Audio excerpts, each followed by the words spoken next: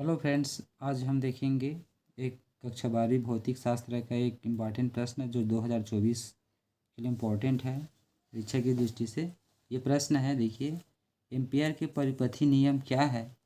इसकी सहायता से धारावाही परिनालिका के अंदर चुंबकीय क्षेत्र की तीव्रता का सूत्र ज्ञात करो। तो ये 5 नंबर का पूछे जाते हैं, ठीक है। तो पहले हमको इसमें एम्पियर का परिपथी नियम लिखना है। तो परिपथी नियम क्या है? बहुत ही आसान है। इस नियम के अनुसार किसी बंद वक्र के लिए चुंबकीय क्षेत्र B का रेखीय समाकलन उस बंद वक्र में उपस्थित कुल धारा का μ0 गुना होता है, और इसको सांकेतिक रूप में लिखते हैं BdL बराबर μ0y। ये समाकलन, रेखीय समाकलन का चिन्ह है। तो इसी के देख के लिख सकते हैं। क्या लिखेंगे, देखो एक बार फिर से इसको देख के कैसे वर्णन करना है। कि चुंबकीय क्षेत्र B का रेखीय समाकलन उस बंद वक्र में उपस्थित कुल धारा का μ0 गुना होता है, और μ0 क्या है? निर्वात की चुंबकशीलता है। आगे हम देखते हैं, परिनालिका के अंदर चुंबकीय क्षेत्र के व्यंजक निकालना है। तो उसके लिए इस प्रकार से चित्र पहले बना लीजिएगा, ठीक है। और इसमें क्या क्या है यहाँ पे बता दिया गया है कि इसमें है क्या, कौन क्या क्या चीज़ है। B बराबर 0 का मतलब है चुंबकीय क्षेत्र परिनालिका के बाहर चुंबकीय क्षेत्र की तीव्रता जो है शून्य होती है। इधर भी ऐसा शून्य लिख सकते हैं, ठीक है। और ये जो डॉटेड लाइन में दिखाया गया है और ये जो दिखाया गया है वो कागज के तल के लंबवत धारा जो प्रवेश करती है उसको प्रदर्शित किया गया है, फिर उसको लिखने की आवश्यकता नहीं है, ठीक है। तो इसमें क्या है उसको बता, मान लेते हैं एक परिनालिका है, एक परिनालिका रहेगा। उस परिनालिका के प्रति एकांक लंबाई में फेरों की संख्या n मानना है। परिनालिका किसे बोलते हैं? तो एक खोखली नलिका होती है, ठीक है। उसमें ऐसे लपेट लपेट कर तांबे के जो विद्युत रोधी तार होते हैं उसको लपेटा जाता है, लपेट करके परिनालिका बनाया जाता है। यानी कि उसमें तांबे के बहुत सारे फेरे लपेटे गए होते हैं, ठीक है। तो मान लेते हैं वही फेरों की संख्या क्या है? n है। परिनालिका में I धारा बह रही है और उसमें क्या बह रही है? I धारा प्रवाहित हो रही है। अब जब उसमें धारा I बहाया जाता है या भेजा जाता है तो परिनालिका जो है परिनालिका नहीं रह जाता है, एक क्षण चुंबक की भांति कार्य करने लगता है। परिनालिका के अंदर चुंबकीय क्षेत्र की तीव्रता एक समान होता है। इसके अंदर ये मान लो परिनालिका है, तो इसके अंदर जो चुंबकीय क्षेत्र की तीव्रता रहेगी वो एक समान होगा। और बाहर में 0 लिखा गया है, देखो 0 0 रहता है, ठीक है। तो परिनालिका के अंदर किसी बिंदु पर चुंबकीय क्षेत्र की तीव्रता ज्ञात करनी है, ठीक है। परिनालिका के अंदर मतलब इसके अंदर कोई बिंदु रहेगा, उस पर चुंबकीय क्षेत्र की तीव्रता हमको ज्ञात करनी है। तो इसके लिए क्या करते हैं, एक आयताकार लूप यहाँ दिखाया गया है ABCD, एक आयताकार लूप की कल्पना करते हैं, ठीक है। इसको एम्पियर लूप भी कहते हैं। तो अतः अब इस लूप जब ये हम लोग कल्पना किए हैं तब अब हम इसमें एम्पियर का परिपथी नियम लागू करेंगे। अतः एम्पियर के परिपथी नियम से, तो एम्पियर का परिपथी नियम क्या है, अब हम यहाँ पे उसका यूज़ करेंगे। तो ये होता है, तो रेखीय समाकलन लिखेंगे ऐसा, ठीक है। और BdL बराबर, देखो इसमें ना परिपथी नियम लागू करने के लिए चारों भुजा के लिए निकालना है। ये जो ABCD बना है तो उसके चारों भुजा के लिए कैसे निकलेगा, देखो सब में समाकलन करना है। ये समाकलन A to B लिखेंगे, और यहाँ BdL है, यहाँ पर भी BdL लिखो, ठीक है। फिर प्लस, अब AB आया है तो फिर अगला भुजा BC होगा और BdL ही रहेगा। प्लस आगे क्या आ जाएगा, BC के बाद कंटिन्यू करेंगे तो CD आएगा, फिर यहाँ BdL ही लिखोगे। फिर प्लस अब यहाँ पे CD के बाद कंटिन्यू करेंगे DA आएगा और BdL रहेगा। इस प्रकार से ये जो इसका जो मान है, ये चारों भुजा को इस प्रकार से योग करने पर मिलता है, ठीक है। तो यहाँ पर सभी जगह में क्या लगा देना है अपने को, चूँकि सदिश चिन्ह लगा हुआ है तो सभी जगह में हम लोग भी क्या करेंगे, सदिश चिन्ह इस प्रकार से लगा देंगे, ठीक है।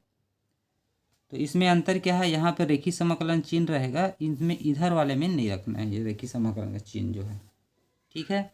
अब क्या करना है, इसको समीकरण नंबर 1 मान लेंगे। अब इसका मान निकालेंगे, इसका मान निकालेंगे, इसका मान निकालेंगे और इसका मान निकालेंगे।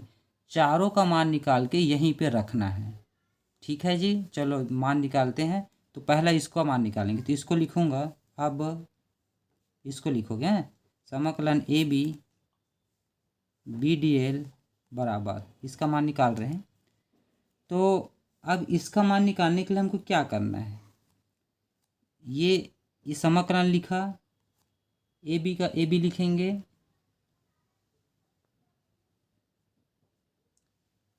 यहाँ पे हमारा बी डी एल है तो B D L, A B को भी रहने देते हैं, ए बी यहीं रहेगा। अब मान रखना है, मतलब इस सदिश चिन्ह को जब हटाते हैं तो यहाँ पर क्या जोड़ना पड़ता है, कॉस थीटा, यानी कि एंगल को जोड़ना पड़ता है। तो कास जोड़ोगे, लेकिन कास यहाँ पे कितना अंश बनाएगा उसको देखना है। ए बी कहाँ है चित्र में, देखो ए बी ये है, तो ये अनुदिश है, चुंबकीय क्षेत्र का अनुदिश है, मतलब इसी की दिशा में ये जो भुजा है, इसलिए यहाँ पर कोई भी कोण नहीं बनेगा। तो यहाँ पर हम लिखेंगे कास जीरो, और कास जीरो का मान कितना होता है, ये B D L cos zero का मान होता है 1। तो ये हो जाएगा हमारा, बी को बाहर निकाल दो तो यहाँ पे बच गया डी एल, ठीक है। तो बी का बी लिखेंगे, और डी एल मतलब लंबाई। तो ये वाला भुजा है, इसकी लंबाई चूँकि आयत है तो इसके आमने सामने एक भुजा क्या होती है, बराबर। तो ये एक्स है, तो ये वाला भी क्या हो जाएगा, एक्स है। तो हम इसको लिखेंगे बी का बी, और इसकी लंबाई को लिखेंगे एक्स, यानी कि इसका जो मान आ गया A B B D L बराबर क्या हो गया, बी एक्स। ये समीकरण नंबर क्या हो जाएगा, 2। अब हम इसका मान निकालेंगे, तो ये हो जाएगा समाकलन B C B D L बराबर, ये समाकलन, अब बी डी एल को फिर बी डी एल ऐसा लिखेंगे सदिश चिन्ह को हटा करके, ठीक है। तो बी डी एल लिख दिए, फिर यहाँ लगाएंगे कॉस। अब थीटा जो है 0 हो गया, 90 हो गया, उसको देखना है।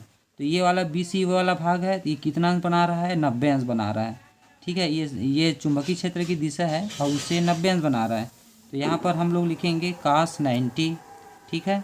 ये हो जाएगा बी डी एल, और cos 90 का मान होता है 0।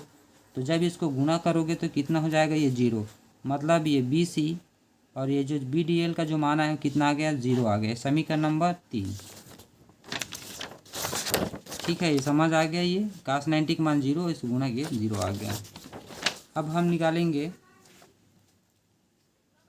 अब तथा, अब या फिर तथा लिख सकते हैं। अब क्या बच गया हमारे पास, समाकलन सी और डी का, और ये हो जाएगा B D L is equal to क्या हो जाएगा, देखो यहाँ पर फिर लिखेंगे हम लोग बी डी एल, और चूँकि सदिश चिन्ह हटाए हैं तो यहाँ पे कॉस लगाएंगे, कॉस थीटा, और थीटा का मान कितना होगा उसको चित्र से देखेंगे। किसके लिए निकाल रहे हैं हम लोग, सी डी के लिए निकाल रहे हैं। सीधी फिर उसी का अनुदिश आ गया है ना, ये वाली दिशा में। तो उसके अतिरिक्त यहाँ पर देखो, ये चुंबकीय क्षेत्र जो है कि बाहर में है, मतलब ये परिनालिका के बाहर में स्थित है ये वाला भुजा जो है, और बाहर में चुंबकीय क्षेत्र कितना होता है, 0 होता है। तो यहाँ पर हम cos 0 तो लिखेंगे ही, क्योंकि वो अनुदिश है इसलिए, और उसके साथ साथ b का मान कितना कर दोगे, 0, और ये dl का dl, और cos 0 का मान होता है 1। तो सबको गुणा करोगे तो कितना आ जाएगा, 0 आ जाएगा, यानी कि C D B D L का मान भी कितना आ गया, 0 आ गया, ठीक है। अब एक लास्ट बच गया, अब इसी प्रकार करके यहाँ पे डाल देना, इसी प्रकार। अब यहाँ डी ए का मान निकालेंगे, और ये हो जाएगा बी डी एल, ठीक है। तो ये भी हो जाएगा बी डी एल, और यहाँ पे लग जाएगा कॉस। अब ए डी कहाँ पे है उसको देखो, ये हो गया हमारा ए डी। तो ए डी जो है कितना अंश का कोण बनाता है, 90 अंश का बन रहा है। तो यहाँ पे हो जाएगा cos 90, और ये हो जाएगा बी डी एल, cos 90 का मान होता है 0, जब गुणा करोगे तो ये भी कितना आ गया, 0। इन सब मानों को, इन सभी मानों को समीकरण 1 में रखने पर, यानी कि जितना मान निकाले हैं चारों मान को समीकरण 1 में रखेंगे। तो समीकरण 1 क्या है, ये है समीकरण, ये समाकलन बी डी एल बराबर। अब यहाँ पर पहला मान हमने निकाला था बी एक्स, दूसरा मान निकाला है 0, तीसरा मान निकाला है 0, और चौथा मान निकाला है 0। तो सभी का 0 0 आया। ये बी डी एल बराबर, ये हो जाएगा बी एक्स। समीकरण नंबर, इसको मान लेते हैं अपन लोग, उधर 3 हो गया था, ये 4, ये 5, और ये वाले को मान लेते हैं कितना, 6। अब लास्ट में सिर्फ ये निकालना है, फिर से हमको एम्पियर का परिपथी नियम लगाना है। अब एम्पियर के परिपथी नियम से, फिर लगाएंगे एम्पियर का परिपथी नियम, तो फिर ये होता है समाकलन BdL बराबर, ठीक है। तो टोटल निकालना है अपने को, तो इसके लिए लगेगा μ0I होता है। एम्पियर का परिपथी नियम क्या है? BdL बराबर μ0I, यहाँ पे लिखते हैं I, लेकिन हम लोग यहाँ I नहीं लिखेंगे क्योंकि कितना धारा बह रहा है वो पहले निकालना पड़ता है। तो इसको निकालने के लिए ये सूत्र बन जाता है, आयत ABCD से घिरी हुई कुल धारा, ठीक है। तो यहाँ पे धारा तो जरूर होता है लेकिन कुल धारा होता है। कुल धारा कैसे निकालना है? तो ये आयत है, आयत से घिरी हुई कुल धारा निकालना है, ठीक है। तो यहाँ पर ये हो जाएगा, ये समाकलन BdL बराबर μ0। अब आयत में देखो धारा तो हम लोग क्या लिखेंगे? I लिखेंगे ही धारा, ठीक है। और वो आयत है, उसमें फेरों की संख्या कितना है परिनालिका में वो लिखोगे n, और आयत की लंबाई कितना है x। तो ये आयत ABCD से घिरी हुई कुल धारा का मान होता है nxi, ठीक है।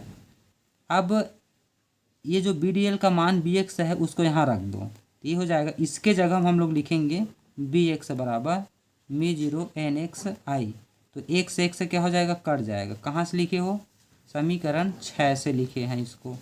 तो B बराबर आ गया μ0 ni। यही परिनालिका के अंदर चुंबकीय क्षेत्र की तीव्रता का व्यंजक है, या यही अभीष्ट व्यंजक है। ये एक से एक से कटा तो B बराबर कितना आएगा? μ0 ni, ठीक है। लास्ट में जरूर लिखा करो कि यही परिनालिका के अंदर चुंबकीय क्षेत्र की तीव्रता का व्यंजक है। Thank you so much.